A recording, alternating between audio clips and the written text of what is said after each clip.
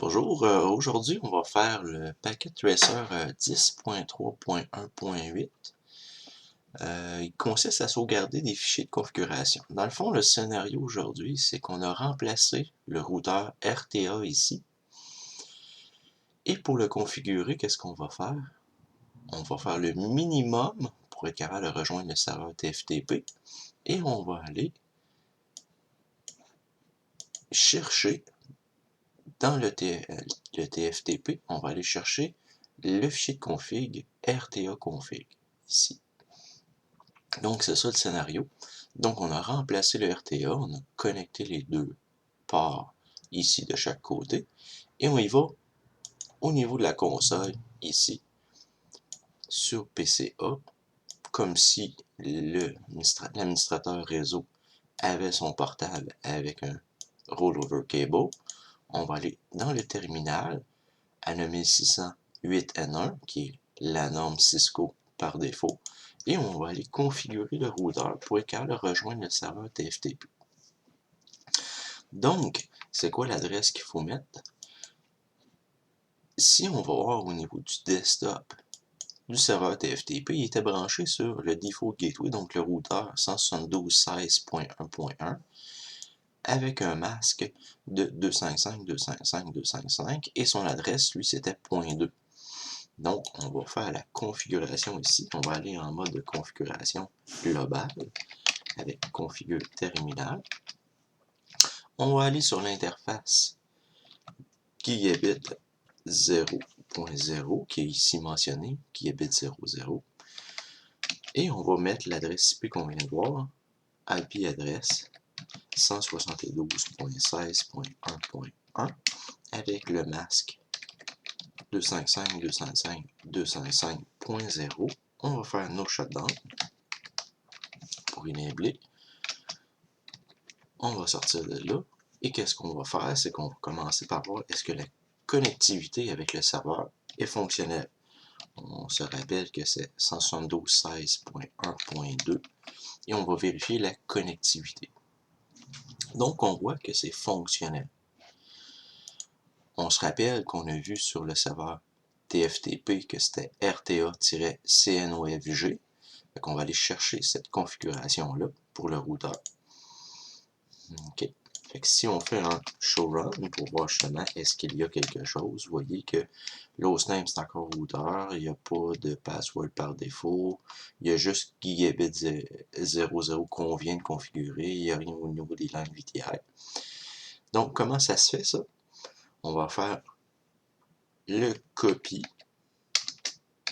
de la source qui est TFTP vers le running config. Sur quelle adresse qu'on veut aller chercher ça, sur 172.16.1.2. Okay. Et quel est le nom du fichier? On a vu que c'était RTA-CONFG. On fait Enter. Est-ce que vous voulez le sauver sur, voici un nom par défaut? On dit oui. À partir de là, on a été chercher un fichier de 785 octets. Et si on fait un show run, on va voir qu'il y a de l'information qui est arrivée, donc un enable secret, un nom de host. On a vu aussi que l'interface 01 va être programmée. Ah, on peut faire attention ici, vous voyez qu'on est en shutdown par défaut, il va falloir changer ça. On va avoir un password Cisco au niveau de la console. On va être login synchronous, des passwords Cisco pour les lignes VTI. Donc, on a réussi à aller chercher ça. On a vu faire un show run, on aurait pu aussi faire un show interface, IP interface brief. OK.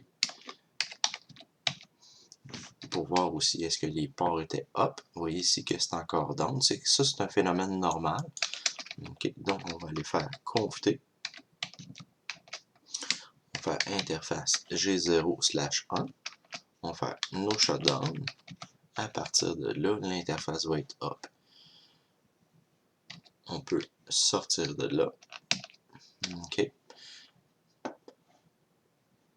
On peut aller sur PC, sur RTA, aussi autrement. Mais pour l'instant, on va retourner ici à l'explication. On va voir ce qu'on est rendu. On a copié, on a fait. Là, qu'est-ce qu'on est rendu? On est rendu à l'étape 3. Parce qu'il nous demande changer le nom de d'host. Pourquoi qu'ils nous demandent ça? C'est que dans le fond, ils veulent avoir un nouveau fichier RTA ici. OK, on va aller en configure terminal. On va changer le hostname pour RTA-1. On va sortir de là. On va enregistrer la config, bien entendu. Qu'est-ce qu'il nous demande de faire? Il nous demande de faire qu'est-ce qu'on fait souvent. Où est-ce que là, on copie la nouvelle configuration qu'on a sauvée et aussi le binaire en cas justement de bris de RTA pour le futur. C'est maintenant rendu RTA1. C'est ça qu'on va faire. On va faire copie. OK. Là, on part de la running config, c'est dans l'autre sens, vers TFTP. On va aller copier ça sur 172.16.1.2. Quel nom qu'on veut donner? On va donner RTA CONFG. On va faire Enter. Vous voyez que ça a grossi un peu. On a copié.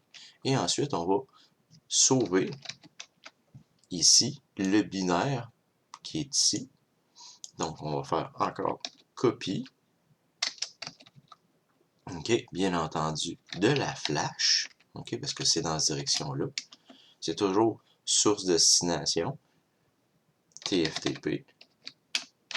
À partir de là, quel est le nom de fichier? On va copier ce nom-là. On va faire copie, paste. Comme ça, c'est moins de chances de se tromper. On va mettre ça sur 172.16.1.2, bien entendu. Est-ce qu'on veut que le nom de la destination soit la même? On dit oui. Ça copie.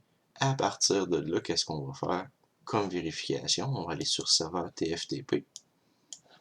On va vérifier est-ce que nos deux fichiers sont rendus là.